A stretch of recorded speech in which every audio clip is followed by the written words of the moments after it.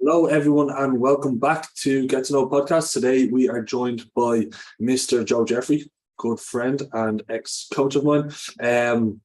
Joe's been a bit of a fucking pioneer in the UK bodybuilding industry, kind of bridging that gap between pulling information from research and what's available in terms of clinical data and giving that with practical application for PEDs. So that is going to be one of our topics here. We're going to go through more so your first exposure, the decision to actually go on board. But if, Joe, you want to introduce yourself, take it back. Yeah, for sure. Firstly, guys, thank you for having me. It's an absolute pleasure to be here. Bright and early. We're recording this at 7:30 in the morning, which is good. I prefer to box the work off early, so that's awesome. You've absolutely blown my head up there, calling me the pioneer of PEDs in the UK. That's awesome if anybody sees me as that. But primarily, I'm an online physique coach. I coach 95% competitors these days. I still have a small collection of guys that are interested in like absolute maximal progress with very big goals. Essentially, I don't have any lifestyle clients. It's the same thing that all of my clients are enhanced. Also, I think that's the reason why most people come to me. I've been doing this just a tick over 6 years full time, coaching a bit on the side, just a bit over 7 years. I have a company called Physique Collective. I'm one of the directors. It's a subscription-based site where we do video-based content, and also our forum is very active there with logs and research reviews and Q&A threads and things like that, which has been my main focus over the last year or so, given my coaching is kind of at the point that it can be at. And besides all of that, I'm a bodybuilding nerd. I'm a meathead at heart. I love lifting heavy weights and eating chicken and rice and things like that. So I have at least some in the trenches experience, but I'm also very interested in evidence-based knowledge and application also. I think that's me. Yeah. So with that, like the way the Physique Collective is ran, I think this is like one of the most important things to highlight, just so it doesn't put anyone off this. And I think most people listening should actually subscribe to it, because it is all given in layman's terms and in like practical application. So yes, there is clinical data, there's research review, but it's all brought back down in practically how you can apply this. So I would highly recommend anyone to go and subscribe there. But as mentioned, we're going to go through first exposure. So when it comes to jumping on board, going to the dark side of PEDs, what are the main questions that people kind of need to ask themselves? So right off the bat, if an individual is interested in taking the foray into performance enhancing drugs, there's some basics to understand when it comes to your own individual context.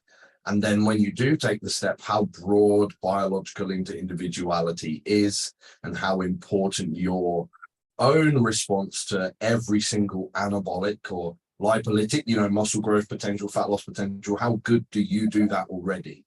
Because if you're quite an average guy who's been resistance training for a long time and has been eating in a hypercaloric scenario, you've been in a calorie surplus for a very long time, and you look okay, you're not really like one of the bigger natty guys, then coming in with the understanding that drugs aren't going to take you to become an IFBB pro is super important, because we come back to this immediate context that if you're going to do specifically anabolic androgenic steroids in the safest way to manage, it's going to be a lifelong commitment, because shutting down your own HPG axes, restarting your own HPG axes, digging yourself through this trudge of hypogonadism,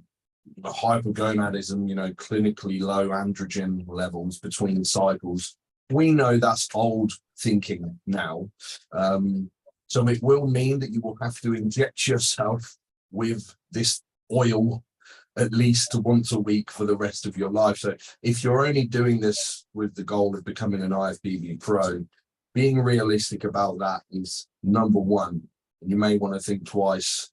And if that's the only reason, do something else and just enjoy your bodybuilding time. Also the context, and this is very important with the safer use movement that's going on now, which is great.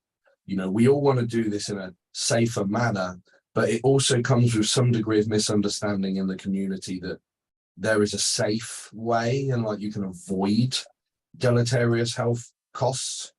You cannot, there's no way to use PEDs safely. There's no way. There is a cost for every individual with every supraphysiological drug deployment.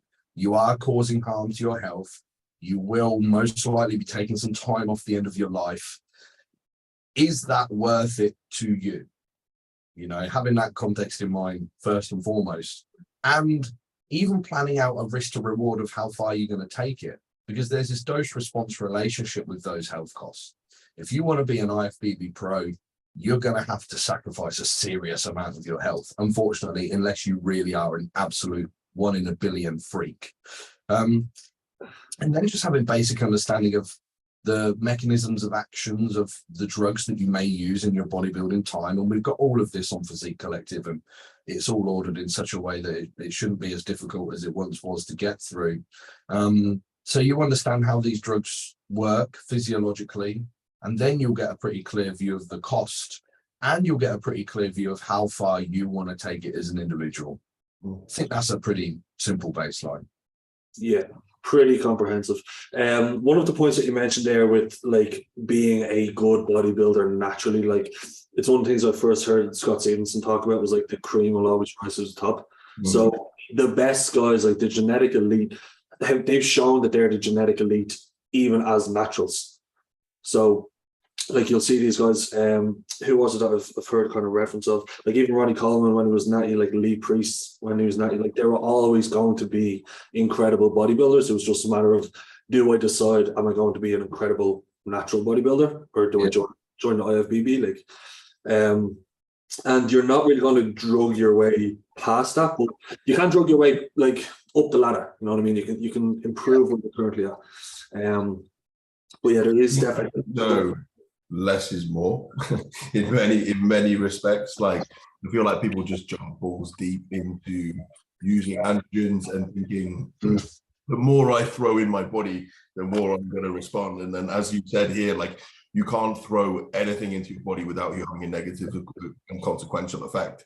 Like that is the reality. So like stop throwing so much into your body initially that your body is just going to literally be like, what the fuck are you doing?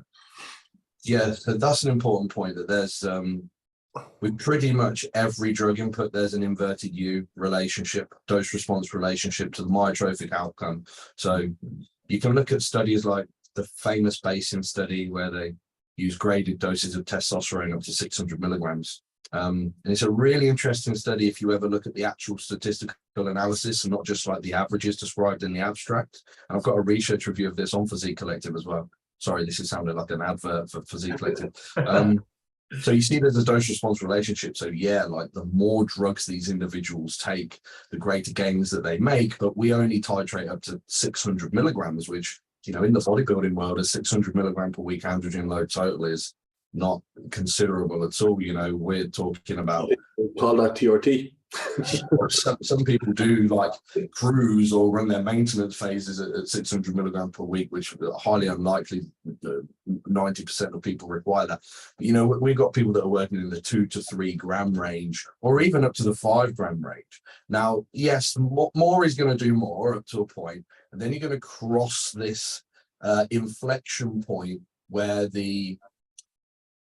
I'll keep it basic and use a word like stress, although we'd have to get into the inputs responsible. The stress load of the drug is going to overtake your ability to drive adaptations positively. And then even more is going to be doing less at a point. So yeah, more is more until it isn't, maybe. Yeah. So what are like the points that people need to look out for when they're managing that like highest load that they can tolerate? Where do they find that like inflection point? And what are the things they can implement to keep stress as low as possible, whether that be from a dosage perspective, a multi-pathway model, etc. Exactly as you said there. So another quick point on that Basin study that's relevant to this is when you look at the statistical analysis for the 600 milligram group, for example, the plot is all over the place. So there's one individual that gains like 30 pounds of lean body mass, which is going to be some mix of protein, some muscle and fluid and glycogen and extracellular and intracellular fluid and metabolite accumulation, whatever. So this guy's like blown up. This is like Leon Pierce here. And then there were people that gained nothing when exposed to 600 milligrams of androgens. And this could be you.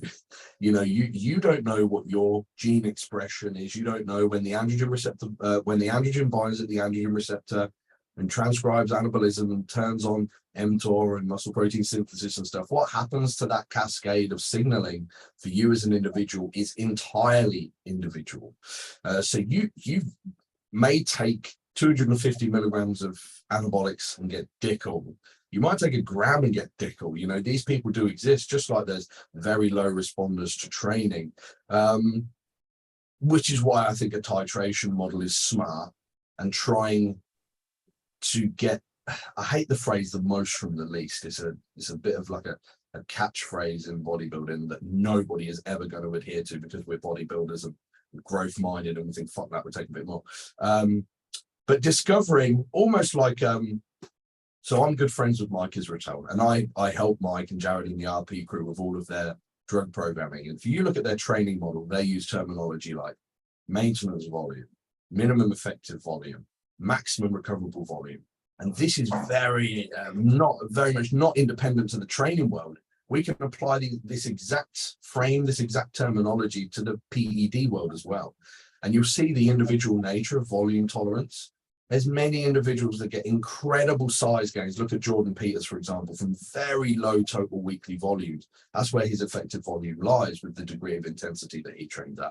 Other people, they might need north of 30 sets a week to get the same growth stimulus from a body part. And it's going to be the same with drug input. So you should learn that, like in your first, let's say, macro cycle of androgen use, this first time that you're going to use androgens for, learn where your minimum effective dosing is, and be patient with finding that, which is difficult, but there should be a marked response to growth of androgens, which is where this question of where to begin that escalation lies. And that can be a little bit complicated.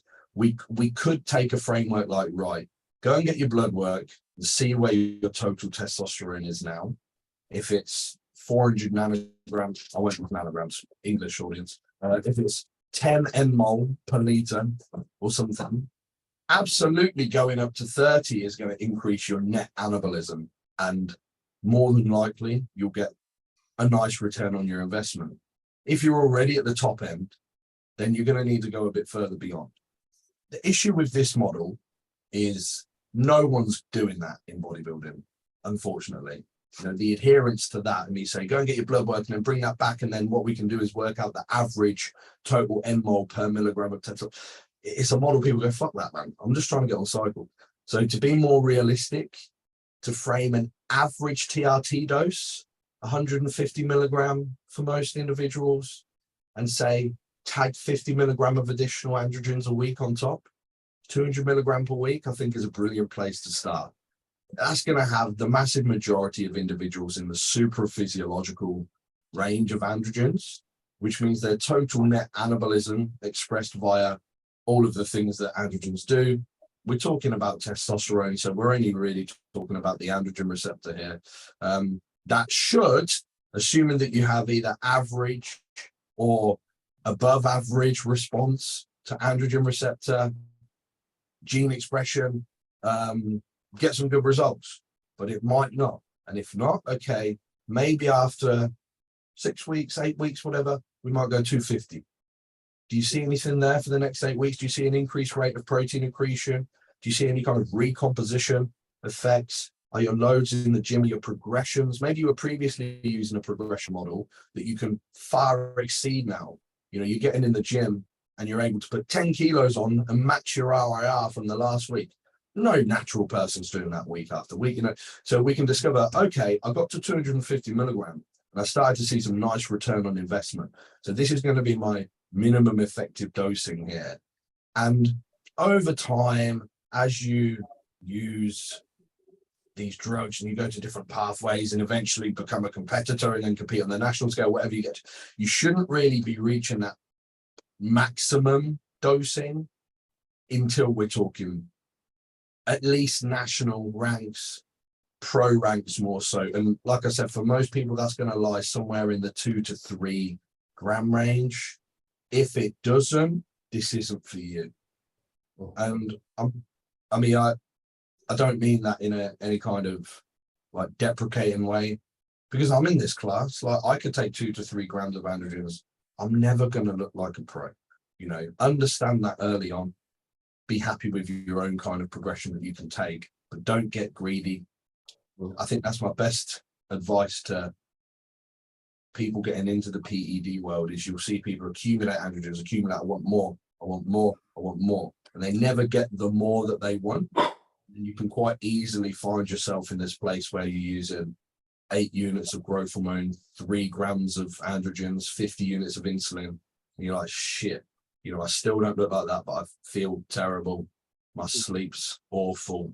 My libido is smashed. My lower back pump's so bad, I can't walk to the post box, you know. I can't eat any food. My training sucks because I'm so physiologically and neurologically tired. You will get there. Sorry, that was a bit of a ramble, but essentially the roundabout message there is be patient, find what dose you get some degree of response from, and stay there for as long as you're getting the kind of results that you want. And this is a good movement back to this risk to reward.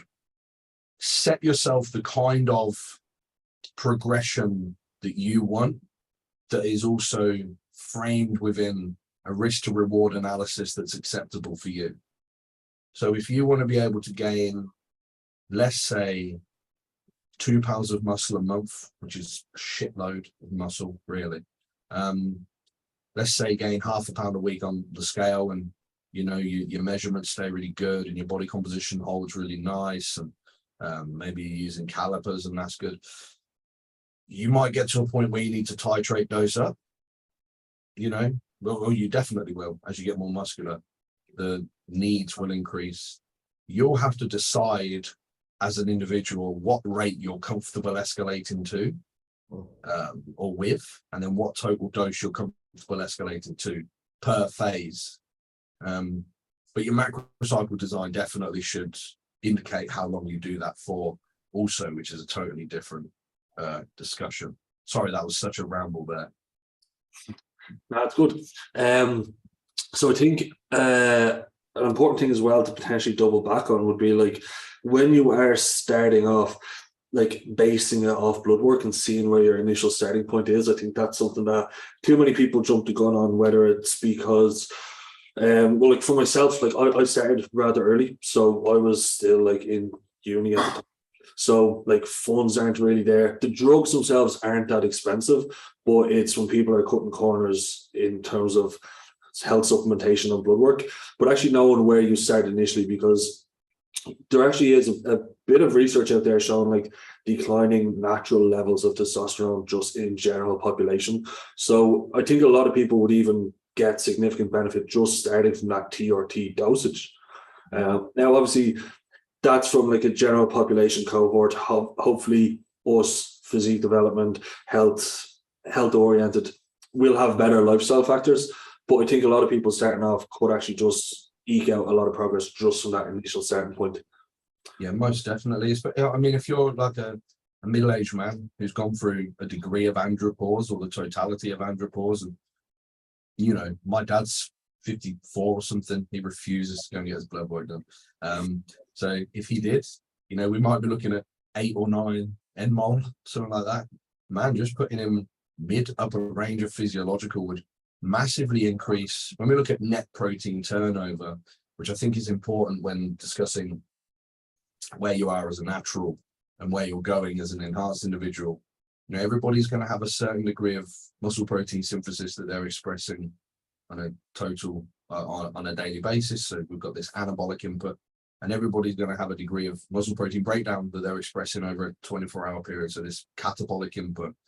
And as you're a natural bodybuilder and you're consuming protein and consuming a calorie surplus, you're driving muscle protein synthesis with that, and also decreasing muscle protein breakdown. Your resistance training is driving muscle protein synthesis up, muscle protein breakdown down, and you have this total net amount of anabolism. So you've dropped down muscle protein breakdown, you've moved up muscle protein synthesis. Basing this as an equation equals X amount of anabolism per day. You're going to get a certain amount of time that is sufficient to drive skeletal muscle growth. And then over time, that will attenuate down. And there's a phrase used in bodybuilding, like, as you've heard, it's like, reach your genetic potential first. If anybody can quantify where that is, you should, be gifted millions of pounds, because how can you say, right, protein accretion has now hit zero? Over time, it's definitely going to tick down. And you can, again, it's a question that you can ask yourself, like, what degree of progress am I happy to take as a natural athlete? And another one of my good friends, Lyle McDonald, wrote a great article on essentially protein accretion rates per year of natural athletes. And if we're seeing past the 4-year mark, you might be gaining like a pound of muscle a year. Is that enough for you? I don't know. And if not, here's the considerations you're going to have to make. And what number do you want to turn that up to? Do you want to try and turn that up to 40 pounds? Man, you might kill yourself in the process. Do you want to just turn that up to 10 pounds? 10 pounds of muscle is a shitload in a year. Like, any competitor, think about adding 10 pounds of stage weight a year is crazy. And you don't, for most people, we're talking purely averages here, you don't have to turn it up a hell of a lot to get that out. And if you can do that over the next 5 years, that's an incredible return on investment. But your patience will allow you to do that. But anyway, my point on protein turnover there was just driving up net anabolism with a degree of anabolics. Like we were saying, they bind at the androgen receptor, they transcribe anabolism.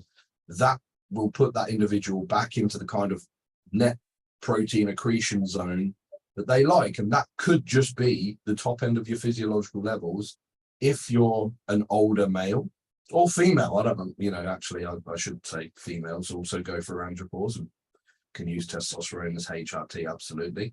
That may be enough. So that is the best route to go for sure. Yeah, and when it comes to turning up that androgen expression, total androgen load, what are the means by which this safer use model runs? So obviously, like, not every drug is equal. We're going to need some form of variety between each, and it is derived from research. Again, like, it's not as if we have clinical evidence on bodybuilders. That's not where these companies want to fund their money. They don't care about what we do. It's more so, right, we're pulling information from, let's say, breast cancer patients, or people suffering from, like, burns victims. So pulling information from there, what kind of framework does this safer use model run through? Yeah, you're absolutely right, actually. And that's a good point to note, is that we're pulling data from disease states, diabetics, muscle wasting diseases, breast cancer, like you said. So it can be difficult when we talk about polypharmacy drug use, as there's not a lot, in fact, there's very little research in that area. But we can only do our best here to create a fair hypothesis. So firstly, speaking purely about androgens, the safest and most highly researched, studied and approved for human drug that we have available to us is testosterone. So the first androgen on the table for everybody should be testosterone. We need dihydrotestosterone, which is a metabolite of testosterone. We need estradiol, which is the primary metabolite of estrogen. Testosterone binds the aromatase enzyme, converts to estradiol. It's extremely important for fat loss and muscle gain. We don't need to dive into that too much, but there's some physiological mechanisms that mean testosterone should be at least the base of every single net androgen exposure period that we have as bodybuilders. So the first compound that you should use, and also we were talking about discovering your sort of minimum effective dose. You want to also discover what your maximum tolerable dose of a monotherapy testosterone is first, because estrogen is wonderful. It's highly anabolic. It drives fat loss in and of itself. Also, it's lipolytic. We want as much of that in the blood as possible. And it gets a little bit more technical when we're talking about androgen estrogen ratios down the line when we're using higher androgens. But first time anabolics users don't really need to worry about that.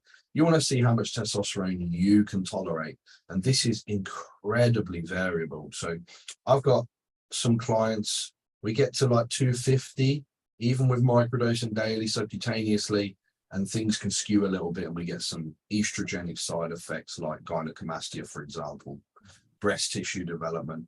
And other clients, like if you guys are on Physique Collective, look at Christian's log, like we titrated testosterone up to 700 milligrams and he's fine, you know.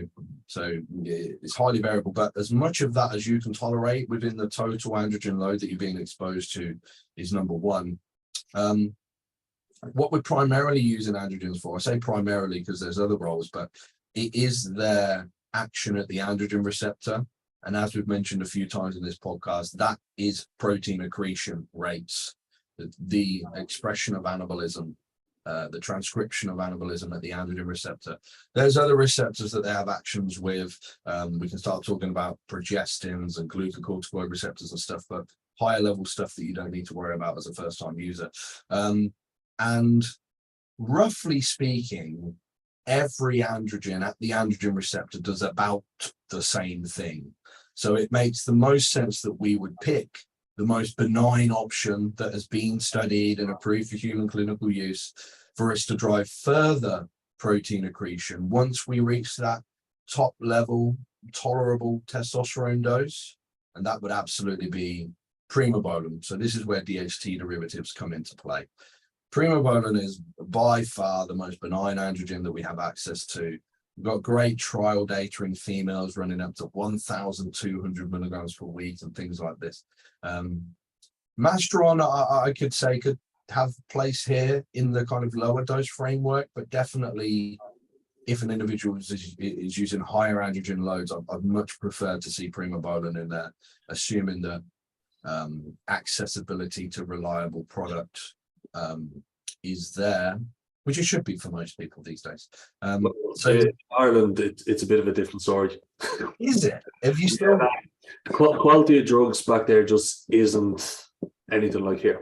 And like we know, like air supplier, we get like HPLC testing. That just isn't a thing back home. And the whole thing with Primo is like, yeah, it's faked a lot because it is pricey. And a lot of people will either have an underdose or it'll just be masked or it'll just be something else. So yeah, if you are unsure of your supplier, I would get these tested or reach out to someone you know who has stuff tested. Yeah, most definitely. So as we're moving up the total androgen load, like we said, maybe you've got 250 milligrams of testosterone, you've been doing really well.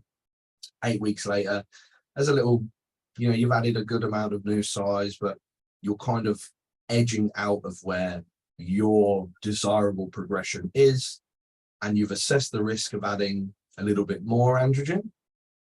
You can take that to 300 milligrams of testosterone.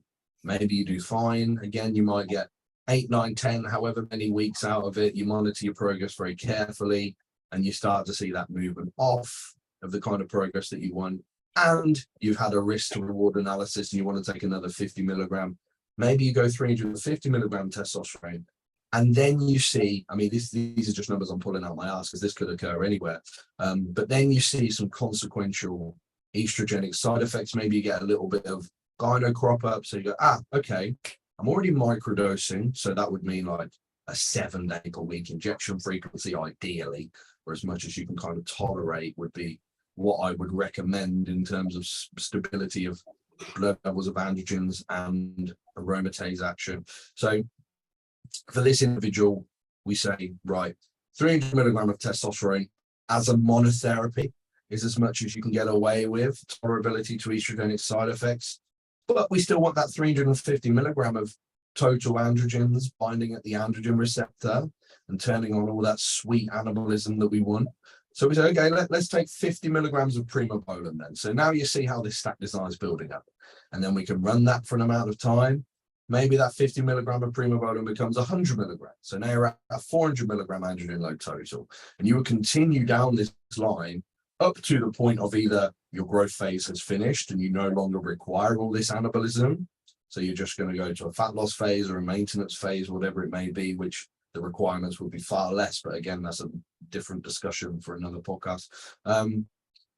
There will also come a time where, let's say you continue accumulating primobolan here and you're working with some high level stuff. So you've got that 300 milligram of testosterone and you've accumulated up to 1,500 milligram of primobolan, right? Your net androgen estrogen ratio now has skewed so far in favor of androgens beyond what it was at that 350 milligrams of testosterone that you couldn't tolerate, but your stack design is now disfavorable in the other direction. Lots of research looks at testosterone to estrogen ratios. Professor Scott Howes has an excellent article on Jay Campbell's site talking about this. I believe the quote was, "Hormone action in isolation is meaningless. Therefore, I have high estrogen." It doesn't make sense. What you actually mean is you have an estrogen dominant androgen to estrogen ratio in the blood. So what might be a better idea is, as you're accumulating up these androgens, let's say you got that 300 milligram of testosterone and you get to 500 milligrams of primobolan, you might notice some low estrogen symptoms for two reasons. One, you've skewed the androgen estrogen ratio in favor of androgens.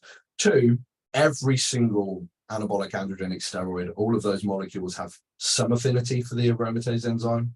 So you're filling up the totality of aromatase that can bind up. So you might say, okay, now I'm going to try the 350 milligrams of testosterone. And you'll find, oh, I'm okay now. Now I've got those androgens in there. I've got a more favorable androgen estrogen ratio. And you definitely want to continue to favor estrogen as much as possible. So at all times, ideally, your stack design would have as great an estrogenic contribution as possible within the totality of compounds that you're using. Yeah. What would you say the negative effects of having too little estrogen would be for people that obviously do not know? Well, from a purely progressive point of view, it's anabolic. It potentiates the GH-IGF axes. It's lipolytic. It drives up transcription of enzymes that lead to glucose disposal. So your ability to partition glucose to glycogen is going to be less. It's also cardioprotective, neuroprotective, bone health increase, lipid health increase. Essentially, a lot of the negative afflictions of PED use, estrogen contributes towards mediating positively. So it's not something that you want to avoid, that's for sure. I would always run my clients' estrogen as high as possible, with the context that yes, we can swing hormone ratios to favor less extracellular fluid retention around a competition date very acutely. I don't want to say never, because yeah, I do that. I coach competitors, you know.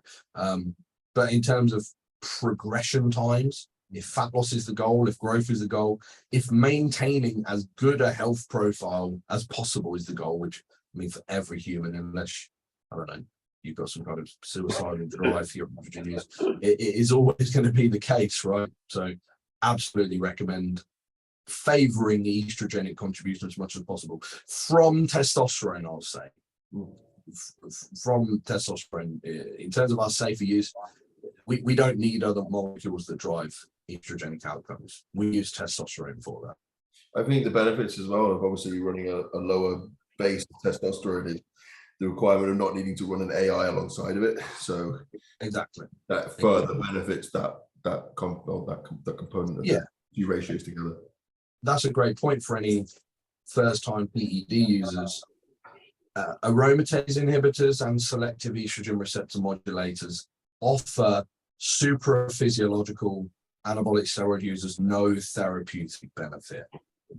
Again, I'll come back to this. Yeah, I can understand some very acute use around a prep, you know, the last few days of a prep, if you're trying to skew those hormonal ratios favorably to have less fluid retention. So that might be higher progestin, higher androgen, lower estrogen.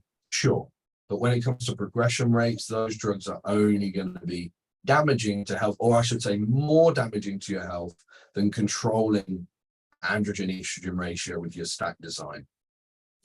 Yeah, now they can be used on a short time frame, as Joe said. Also, potentially, like if you were to experience, let's say, some gyno or some high estrogen, would you still recommend like short-term deployment there, just as a corrective measure? Oh yeah, man. Like ad hoc use of tamoxifen, for example. Let's say that individual that we gave the example for, they hit that 350 milligram and they have an onset of gyno. We'll say, just leave it. You know, yeah, sure, just use maybe 20 milligrams of tamoxifen until that dips off. And whilst we skew your hormonal ratios back to a favorable state, absolutely, yeah. So keep it on hand, but it should never be basal use. Yeah. So I suppose the next point for us to touch on would be if we take all these considerations, let's say we match up our risk reward ratio, and we do not want to pursue the anabolic route in terms of physique enhancement. What other pathways do we have available? Right, absolutely. So first point to note is when it comes to safer use of drugs, it makes much more sense for us to have multiple metabolic pathways that we can drive forward rather than just turn the life out of androgens. And this is a very old school thinking, like no one needs to use growth hormone until they get to a gram of anabolics, or no one should use insulin unless you're 400 pounds or whatever these people say. You know, we know now from data that you incur a greater degree of deleterious health costs, and I hate to use the word, but toxicity, when you turn the life out of a single dial, right? So we've mentioned quite a few times on this podcast about like net anabolism. So how much muscle protein synthesis you can drive up, how much muscle protein breakdown you can drive down. Anabolics we've used to contribute to that. Now, there will come a point where we can say, right, we need more of this. We could use more anabolics, but we turn in that dial now, maybe to an uncomfortable degree. Or could we use something that maybe in and of itself would do that, or even provide a synergistic relationship to our anabolics or a permissive relationship to our anabolics, and only have to turn the dial, a separate dial, a brand new dial, a little bit?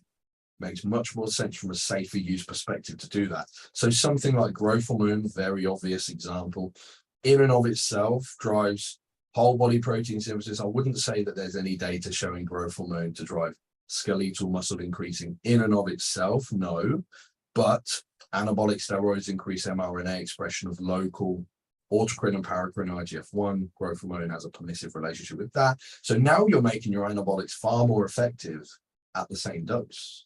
We don't need to use more anabolics. We can use a little bit of growth hormone to potentiate their action. Great. And growth hormone is one of these that, if you look at therapeutic dosing, is astronomical.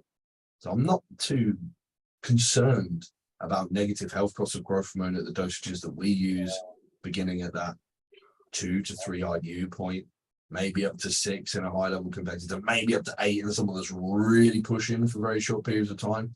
I mean, even that is like below therapeutic dosing for many, many people. So this is a drug input that works really well. Insulin, another one worth mentioning, both as a basal health, sort of like a prophylactic measure for individuals eating a shitload of calories. We're going to look at, we mentioned disease states. If you look at type 2 diabetic research, look at their behaviors. What do? They overfeed primarily on carbohydrates for long periods of time and cause themselves insulin resistance. Who does that sound like? Bodybuilders, right? Their behaviors are very similar to ours. So when it comes to maintaining beta cell function, basal acting insulin is another one that's a great metabolic pathway to include. And then we can progress to using rapid acting insulin when it comes to driving super physiological glycogen partitioning.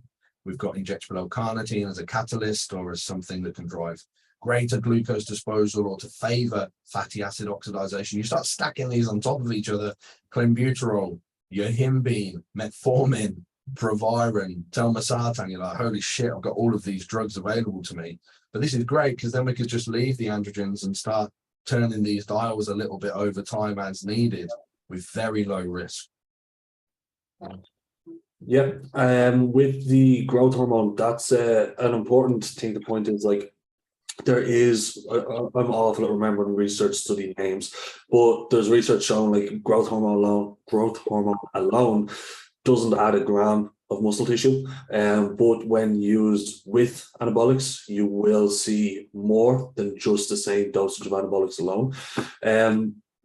Also, it is like sexually dimorphic for females. It won't really help you put on any muscle tissue, but it can be used pretty well in terms of fat loss for fat mobilization. I've got a bunch of articles on growth hormone on Physique Collective where we go through that data. Like you said, there was a bit of like a misunderstanding for a long time of that literature because of the use of the words lean body mass and conflating that with muscle mass. We know that growth hormone drives up aldosterone and therefore drives up extracellular fluid. Extracellular fluid isn't adiposity and therefore it's quote unquote lean. And yeah, the systemic IGF-1 outcome of growth hormone use for females is far, far less than males. But I haven't seen any evidence to suggest that the free fatty acid mobilization effect is less for females. And I wouldn't say anecdotally either. I've used growth hormone with great success in female prep clients, which is especially important to that cohort because we want to avoid androgen exposure as much as possible. So these pathways are very interesting. But for the topic that we said, first time PED user, as you're going through your accumulation over time, you definitely want to learn these pathways and get familiar with them. If you're breaching 500 milligram of total androgen load, maybe it's time to put a couple of units of growth hormone in there, for example. I think another important one to cover over is cost. If you're running growth, and even in its own right at 2IU, like it's spenny. So if you're running that at like 8, you need a thick bank balance. It's not a cheap endeavor, especially if we're going to be running obviously androgens for primarily the rest of our life. At TRT, people need to obviously have that consideration of how much this stuff actually costs, because obviously there is a cost associated. I think a nice way to wrap things up here might be actually to touch on that kind of the fact that we may have to run this for the rest of our life at a TRT dosage, and just kind of base that very briefly off like, right, what is the success rate or the stress cost or whatever of actually having to go through like a HCG protocol. So after you shut down your HPG axis, how difficult, what is the success rate, and what would be like the steps for you to, if you were to try and get your natural production back, as opposed to, let's say, TRT for the rest of your life? Yeah, so one of my friends, Peter Bond, who's written a book on steroids actually that I would recommend everybody buy. I don't agree with everything that Peter says in that book, but I think the topic was a bit. Yeah, this is where I think we disagree. But disagreement's great, and having discourse good exactly is very important in our world, because in the bodybuilding world, essentially people argue with each other very emotionally about these things, which doesn't lead to anything productive. Me and Peter have had great conversations about that, and I respect him greatly. He's incredibly intelligent, brilliant researcher. But anyway, so he was a contributor to the recent Harlem study, and he sent me the full paper actually on Thursday, and I uploaded it as a PDF to Physique Collective to anybody that wants to see. So essentially, this is a study that follows anabolic steroid users, that cycle. So they come off of their androgens, which is not what I would recommend, but this is an observational study that's very interesting for us now. Some of the cohort use PCT protocols, and the PCT protocols are broken down in the study. Some will include tamoxifen, some with Clomid, some with HCG, some with HMG, these spermatogenic drugs or drugs that mimic LH and or FSH, etc., with the goal of restarting their own HPG axes. Some individuals don't use these drugs at all, and these are long-term anabolic steroid users, and we compare the time to reinstatement of the HPG axes, and there wasn't a statistical significant difference between them, but the group that didn't use SERMs or HCG, etc., actually had a slightly quicker time to endogenous hormone production outcome, which I've long written about as a hypothesis would be the case. And success rate to reinstatement of HPG axes was essentially 100%. So you will be able to get your own natural production back. Will it be any good? Who knows? Maybe it might be. It will definitely be as shit as it was before. If it was shit, more than likely a bit shitter And how long will it take you to get there? Highly variable, but understand that the time it takes you to get there, that's going to be a segment of time that you spend being hypergonadal, which is not healthy. We're increasing disease risk over multiple disease states there. Or Is it not enjoyable either. No, So like, listen, people who go through, and like the reason this used to exist in previous like 16-week cycles, people ran up a lot of toxicity or stress and they had to come off. And then going cold turkey, like when you're in that hypergonadal state, that's like associated with like depression and obviously low libido and everything as well, low focus. So it's not an enjoyable thing to go through. But again, if you are bridging that gap, if you do want to get your natural production back, it's an essential part of it. Yeah. I mean, for fertility purposes specifically, it's probably worth mentioning, those drugs are very successful. HCG, HMG, and I've had lots of clients actually in the past year, like Josh McHale's an example of people we will know that we've ran these fertility protocols with, and the data seems to show, unless you had issues with spermatogenesis and azoospermia prior to your anabolic steroid use, you'll be fine. You more than likely you'll be absolutely fine in your ability to conceive, especially with the drugs that we have available to us that drive that now. But yeah, if for whatever reason you want to regain natural hormone function, the data seems to show just come off, be patient, and it will come back eventually to some degree. Cool. So there is light at the end of the tunnel. Yeah, but just as a framework to describe what I would prefer than individuals coming off, I always use this phrase of your drug use should match the goal of the current phase. Mm-hmm. So, and if you periodize things properly, you will have periods of massing, of cutting, of maintaining. So your greatest drug load is definitely going to be in your massing phases when is most required. And rather than, like you said, blast the life out of yourself for 16 weeks and then come off, the drug use always match the needs of protein accretion at that time. Like we said, it'll increase as you go. So there should be some kind of titration model built in. And then when you get to the point where fat accumulation is disfavorable or insulin resistance is setting in or something, you then more than likely move to a maintenance phase or maybe a fat loss phase. The drug load requirement is going to come down from there. Most people, true TRT is more than enough to maintain. As you get bigger, that load will increase. Maybe, you know, the biggest individuals walking the planet might require 500 milligrams a week or something like this. First time PED user, just pull down to a TRT dose for a while. Diet the body fat that you accrued off. You more than likely don't need more than TRT. If you want to escalate slightly above that, that's fine. But the main runway for accumulation you need is for your massing phases. Yeah. I think one thing that kind of pops up as well is, like, as you mentioned, the drug use matching the goal of the current phase. I think also the phase should match the goal of the subsequent phase. So, like, again, taking these periods of lower drug expression, lower drug exposure, to kind of reduce that stress or toxicity load, so that you can then work your way back up, because we do see kind of health restoration at TRT dosages to some degree. And then also, like, if you did decide to come off, it probably doesn't make sense to go from like 2 grams of gear to cold turkey. So again, going through, let's say, a TRT period to allow that clearance of drugs before you kind of started this fertility or natural production. Yeah, most definitely. That's a great point. Absolutely. Cool. Is there anything else you need to add, or wrap it up there? Yeah. Sweet. Right, Joe. I think we've done pretty good. I will say, for anybody, because we've done a lot of mechanistic discussion here, if you sat there thinking, right, Joe, just tell me what to take on the first blast, man. You're talking about biological individuality, and these milligrams are going to do different. So I don't care, bro. Just tell me what to do. Right. We have this for you at Physique Collective. If you want, there's a free trial link in my profile. Go on the free trial, watch the video, and then just cancel. So you get it for free. I have a video that we specifically made less than 10 minutes that tells you exactly what drugs and exactly what milligrams and exactly how to titrate for exactly how long. And Jake, Spectre Visual, has done a beautiful job editing this up because I think I spoke for about 45 minutes on it.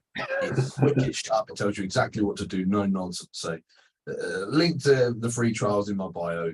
I don't mind if you check it out and then cancel, as long as it's useful. There we go.